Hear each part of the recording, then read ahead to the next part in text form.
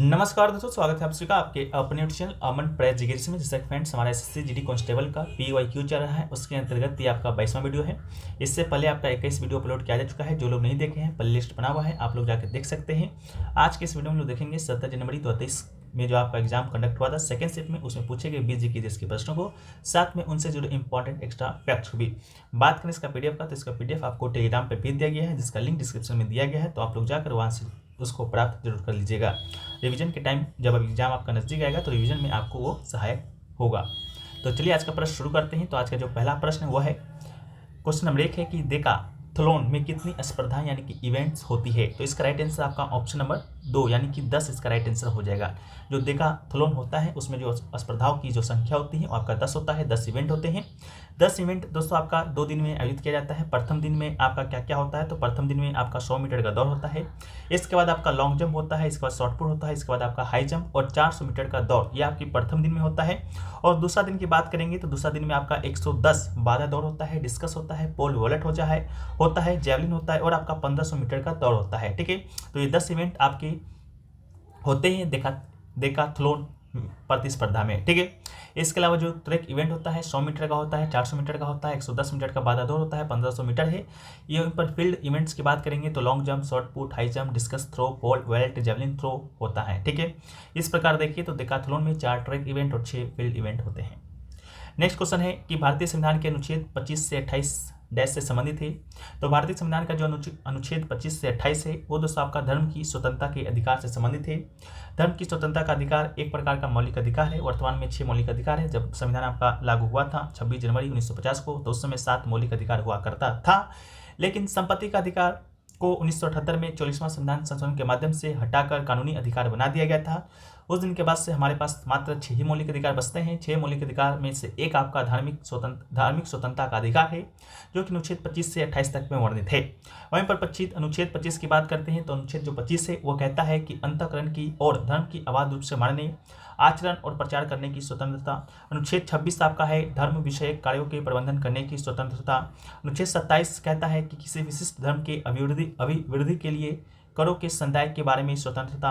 अनुच्छेद 28 आपका है कि शिक्षा के कुछ संस्थानों में धार्मिक शिक्षा या धार्मिक पूजा में भाग लेने की स्वतंत्रता। ठीक है, नेक्स्ट क्वेश्चन है कि नवंबर 2022 तक की स्थिति के अनुसार बसवराज बोम्मई भारत के डैश राज्य के मुख्यमंत्री हैं। यानी कि इसका राइट आंसर आपका था कर्नाटक।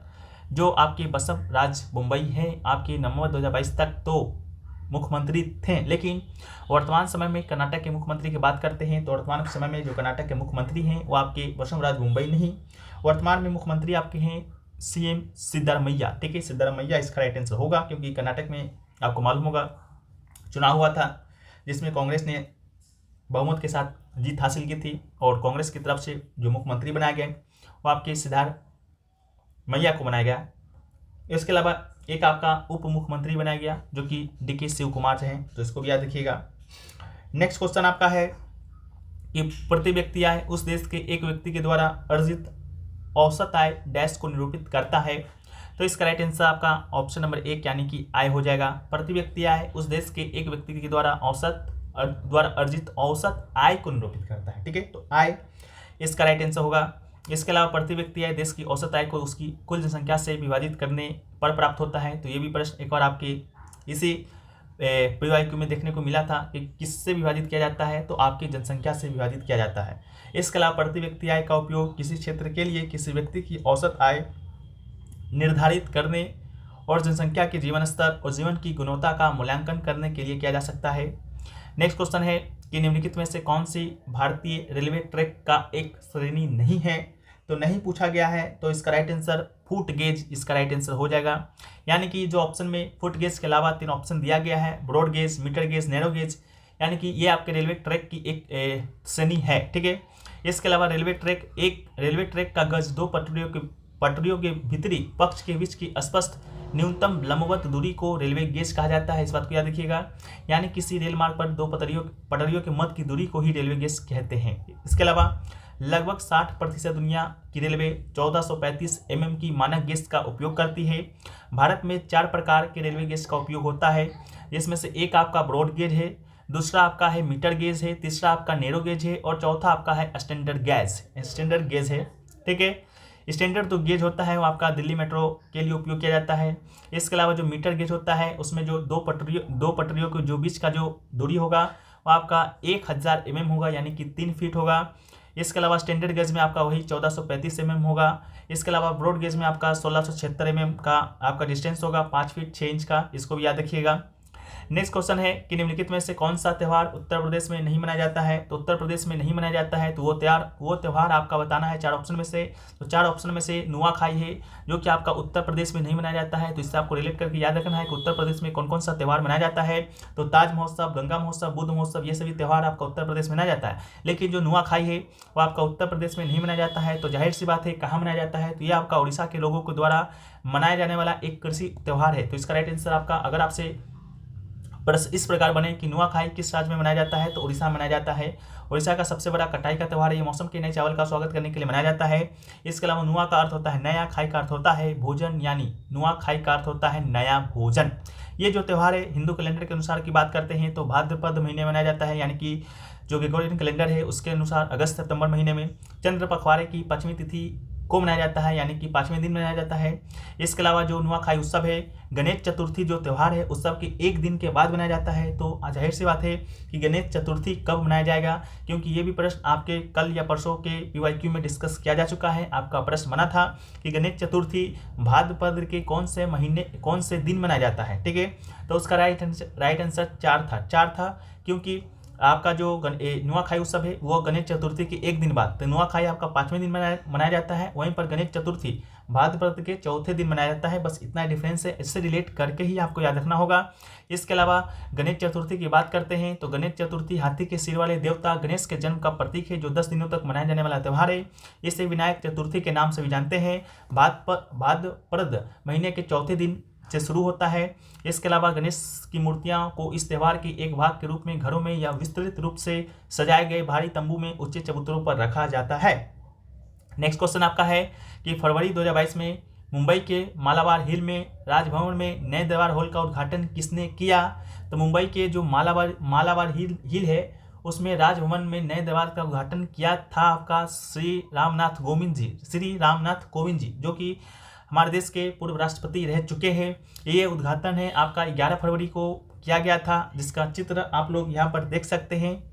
नेक्स्ट क्वेश्चन है कि जल का विद्युत अपघटन डैश का एक उदाहरण है। तो जल का जो विद्युत अपघटन है वो आपका वियोजन अभिक्रिया का एक उदाहरण है। तो इसका राइट आंसर ऑप्शन नंबर 2 वियोजन अभिक्रिया होगा।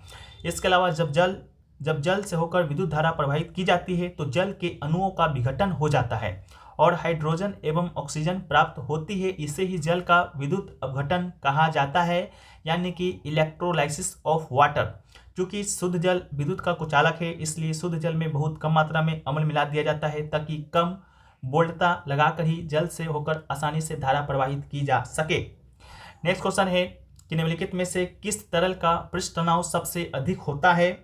तो किस तरल का सबसे पृष्ठ तनाव अधिक होता है। तो इसका राइट आंसर आपका हो जाएगा जल का अणुसूत्र होता है H2O। तो H2O के अणुओं के मध्य सबसे प्रबल हाइड्रोजन आबंध तथा द्विध्रुव बल पाया जाता है, अतः इनका पृष्ठ तनाव सबसे अधिक होता है। इसके अलावा नेक्स्ट क्वेश्चन है कि विश्व के जल संसाधनों में भारत का अंश कितना है। तो भारत का अंश आपका है 4%। ठीक है, 4%। इसका राइट आंसर है। भारत का भौगोलिक क्षेत्र की बात करते हैं तो भारत का जो भौगोलिक क्षेत्र है वो आपका 32.9 लाख वर्ग किलोमीटर है, जो कि दुनिया की जमीन का कितना परसेंट है। तो दुनिया का जमीन का 2.4% है। वहीं पर भारत में दुनिया के जल का संसाधन का 1/25 भाग है। 1/25 भाग को जब आप प्रतिशत में कन्वर्ट कीजिएगा तो 4% निकल कर आएगा। इसके अलावा ये दुनिया की 15% आबादी से अधिक आबादी को वहन करती है। इसके अतिरिक्त भारत में 5000 लाख पशुधन आबादी है, जो दुनिया के कुल पशुधन आबादी का लगभग 20% है। इनमें से आधे से अधिक मवेशी हैं, जो भारतीय कृषि की रीढ़ की हड्डी है। इसके अलावा दुनिया का जो भारत है, भारत में अगर दुनिया के परिप्रेक्ष्य की बात करेंगे तो पॉपुलेशन आपका 16.67% रखता है। लैंड रिसोर्स 2% है, लाइव स्टॉक्स 20% है, वाटर रिसोर्स 4% है।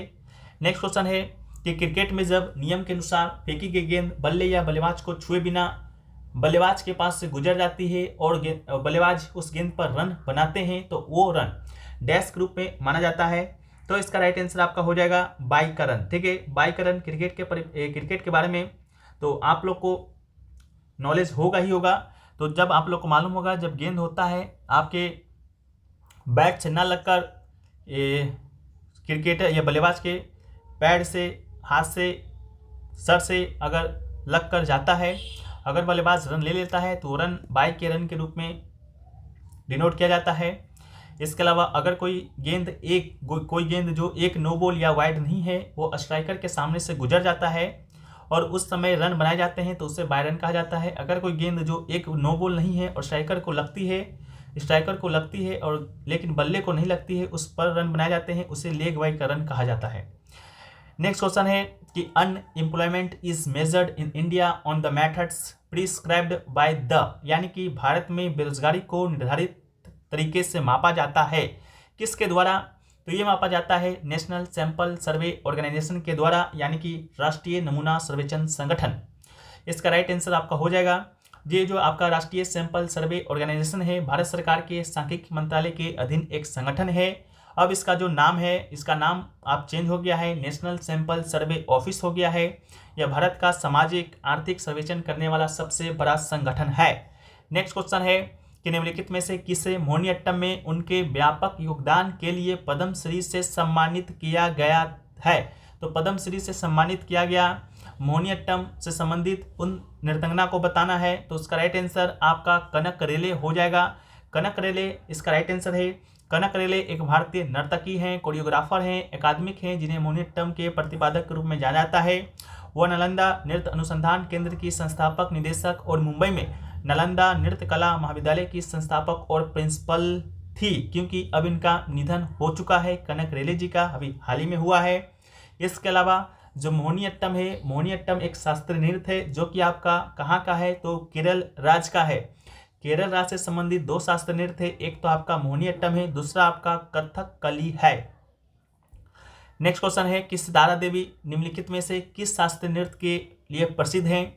तो सितारा देवी की बात करते हैं तो सितारा देवी का संबंध आपका कथक शास्त्रीय नृत्य से है। कथक शास्त्रीय नृत्य जिस प्रकार से कथकली का संबंध केरल से है, उसी प्रकार कथक का संबंध आपके उत्तर भारत से है। उत्तर भारत में भी अगर आपके ऑप्शन में उत्तर प्रदेश रहेगा, मध्य प्रदेश रहेगा, राजस्थान रहेगा, तो इन सभी जगहों से संबंध है आपका कथक। इसके अलावा मणिपुरी, तो मणिपुर का शास्त्रीय नृत्य है। कथकली हो गया। भरतनाट्यम आपका तमिलनाडु का शास्त्रीय नृत्य है। इसके अलावा सितारा देवी की बात करते हैं तो सितारा देवी एक प्रख्यात भारतीय कथक नृतंगना हैं या थी। इसके अलावा उनको पद्मश्री से भी सम्मानित किया गया है। पद्मश्री का वर्ष जरूर याद रखिएगा। इनको पद्मश्री 1973 में, संगीत नाटक अकेडमी पुरस्कार 1969 में, नृत्य निपुण और कालिदास सम्मान 1995 में दिया गया है। इसके अलावा रविन्द्रनाथ टैगोर ने उन्हें कथक के माध्यम से भारतीय कलाओं को पुनर्जीवित करने के लिए प्रोत्साहित किया था। इसके अलावा रविन्द्रनाथ टैगोर के द्वारा ही इन्हें कथक की रानी की संज्ञा दिया गया था, इसको भी याद रखना है। नेक्स्ट है कि निम्नलिखित में से कौन जून 2022 में आजमगढ़ निर्वाचन क्षेत्र उत्तर प्रदेश से धर्मेंद्र यादव को पराजित करके सांसद बना था? तो इसका राइट आंसर दिनेश लाल यादव हो जाएगा। दिनेश लाल यादव की बात करते हैं तो दिनेश लाल यादव को जो लोग बिहार उत्तर प्रदेश से होंगे उन लोग इनको जानते होंगे। दिनेश लाल यादव को इनका लोकप्रिय नाम निरहुआ है। ये आपके भोजपुरी फिल्म गायक है, अभिनेता हैं, टेलीविजन स्टार है, राजनीतिक हैं, तो इसको याद रखिएगा। नेक्स्ट है कि आंध्र प्रदेश में राज्य व्यापार सलाहकार समिति के अध्यक्ष कौन होते हैं? तो इसका राइट आंसर आपका राज्य विधानमंडल के अध्यक्ष इसका राइट आंसर हो जाएगा। इसके बारे में विस्तृत जानकारी मुझे प्राप्त नहीं हो सका है, तो जिन लोगों को मालूम है राज्य व्यापार सलाहकार समिति के बारे में वो लोग कॉमेंट सेक्शन में जरूर बताइएगा।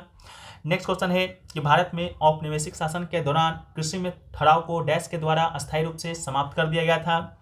तो आपको मालूम होगा जब भारत में औपनिवेशिक शासन हो रहा था उस समय कृषि में ठहराव देखा गया था, लेकिन जब आपका हरित क्रांति 1960 के दशक में शुरू हुआ तो उसे अस्थायी रूप से समाप्त कर दिया गया था। तो इसका राइट आंसर ऑप्शन नंबर 2 आपका हरित क्रांति हो जाएगा। हरित क्रांति का शुरुआत 1960 के दशक में, भारत की परिप्रेक्ष्य में बात करते हैं तो 1966 में, कहाँ से? तो पंजाब से शुरू हुआ था। इसके अलावा विश्व में हरित क्रांति जो शुरू किया था या विश्व में हरित क्रांति के जो आपके जनक माने जाते हैं वो माने जाते हैं आपके नॉर्मन बोरलॉग की बात करते हैं तो नॉर्मन बोरलॉग का जो संबंध है, राष्ट्रीयता है इनका, ये अमेरिका के मूल निवासी हैं। लेकिन नॉर्मन बोरलॉग जो हरित क्रांति का जो शुरुआत किए थे वो आपके मैक्सिको से किए थे। इस बात को याद रखिएगा। इसके अलावा भारत में हरित क्रांति के जनक की बात करते हैं तो भारत में हरित क्रांति के जनक आपके MS स्वामीनाथन जी हैं, जिनका भी हाल ही में निधन हुआ है 2023 में ही। इसके अलावा हरित क्रांति का जो उद्देश्य है कृषि की उत्पादन तकनीक को सुधारने एवं कृषि उत्पादन में वृद्धि करना इसका उद्देश्य रहा था। नेक्स्ट क्वेश्चन है कि निम्नलिखित में से किस शासक ने सुंग वंश की स्थापना की थी। तो सुंग वंश की बात करते हैं तो सुंग वंश जो कि मौर्य वंश के बाद आपका मगध पर स्थापित एक वंश था। तो सुंग वंश का स्थापना पुष्यमित्र सुंग के द्वारा किया गया था। तो इसका राइट आंसर पुष्यमित्र हो जाएगा। इसके अलावा पुष्यमित्र की बात करते हैं तो जो पुष्यमित्र था वो आपके अंतिम जो मौर्य राजा था बृहदत्त का ही सेनापति था। तो बृहदत्त की हत्या करके पुष्यमित्र सुंग ने सुंग वंश का स्थापना किया था। पुष्यमित्र सुंग एक ब्राह्मण था और जब आपके मौर्य वंश आपका चल रहा था मगध पे तो मौर्य सम्राट के जो राजा हुए वो आपके बौद्ध धर्म को प्रोत्साहित कर रहे थे। तो इसी से हतोत्साहित होकर जो पुष्यमित्र सुंग था आपके मौर्य राजा बृहदत्त का हत्या करके मगध पर पुष्यमित्र सुंग वंश का स्थापना करता है। जो बृहदत्त की हत्या इन्होंने किया था 184 ईसा पूर्व में किया था। इसके अलावा पुष्यमित्र ने कई अशोक स्तूपों और शिलालेखों को नष्ट कर दिया था। अग्निमित्र की बात करते हैं तो पुष्यमित्र का ही सुंग था। भागपद्र की बात करते हैं तो वह अग्निमित्र का पुत्र था। और देवहूति की बात करते हैं तो आपके भागभद्र का पुत्र था। नेक्स्ट क्वेश्चन है कि कृषि उपज का वो हिस्सा जो किसानों द्वारा बाजारों में बेचा जाता है डैश अधिशेष कहलाता है। तो कृषि उपज का वो हिस्सा जो किसानों के द्वारा बाजार में बेचा जाता है वो आपका बाजार अधिशेष कहलाता है। तो इसका राइट आंसर आपका बाजार अधिशेष होगा। बाजार अधिशेष तब होता है जब अतिरिक्त आपूर्ति होती है, अर्थात आपूर्ति की मात्रा मांग की मात्रा से अधिक होती है। इस स्थिति में कुछ उत्पादक अपना सारा माल नहीं बेच पाएंगे। इससे उन्हें अपने उत्पाद को अधिक आकर्षक बनाने के लिए कीमत कम करने के लिए प्रेरित किया जाएगा। नेक्स्ट क्वेश्चन आपका है कि फरवरी डैश में महात्मा गांधी ने असहयोग आंदोलन को वापस लेने का फैसला किया था। तो फरवरी 1922 में आपके जो महात्मा गांधी जी थे उन्होंने जो असहयोग आंदोलन जो चला आ रहा था उसको वापस लेने का फैसला किया। क्यों किया तो आपको मालूम होगा असहयोग आंदोलन के दौरान 4 फरवरी 1922 को आपका एक भारी भीड़ ने आपका एक जगह था गोरखपुर में, जो वर्तमान गोरखपुर है, वहीं पर जगह था चौड़ी चौड़ा नामक जगह पर एक थाना था यानी कि पुलिस स्टेशन था, उसको आग के हवाले कर दिया था जिसमें 22 पुलिस कर्मियों की मौत हो गई थी। तो ये तो आपका हिंसक आंदोलन हो गया था, लेकिन गांधी जी कभी भी हिंसा के समर्थित नहीं रहे थे, उन्हें अहिंसात्मक आंदोलन ही पसंद था। तो इस कारण गांधी जी ने आपका फरवरी 2022 में यानी कि 4 फरवरी को घटना होता है, इसके 8 दिन के बाद यानी कि 12 फरवरी 1922 को गांधी जी ने इस आंदोलन को वापस ले लेते हैं। इसके अलावा जो असहयोग आंदोलन था इसका शुरुआत 1 अगस्त 1920 ईस्वी को महात्मा गांधी के द्वारा ही स्वशासन और पूर्ण स्वतंत्रता के सिद्धांत के साथ शुरू हुआ था। इस आंदोलन के पीछे मुख्य बल स्वदेशी सिद्धांत को अपनाना, स्वदेशी आदतों को अपनाना, जैसे हाथ से कताई, बुनाई और समाज से अस्पृश्यता के उन्मूलन के लिए आवाज़ उठाना था। इसके अलावा जो असहयोग आंदोलन था 1 अगस्त 1920 को शुरू हुआ था। तो आप लोग में से जो लोग भी जानते हैं तो आप लोग जरूर कमेंट सेक्शन में बताइएगा कि 1 अगस्त 1920 को ही किस स्वतंत्रता सेनानी का मौत हुआ था, यानी कि उनका निधन हो गया था। तो जिन लोगों को मालूम है कमेंट सेक्शन में जरूर बताइएगा। तो चलिए आज का जो सेवा है यहीं पर समाप्त होता है। बाकी वीडियो पसंद आया है तो वीडियो को लाइक कर दीजिएगा, चैनल पे नए होंगे चैनल को सब्सक्राइब कर दीजिएगा। मिलते हैं हम लोग नेक्स्ट वीडियो में, तब तक के लिए जय हिंद, जय भारत, वंदे मातरम, भारत माता की जय।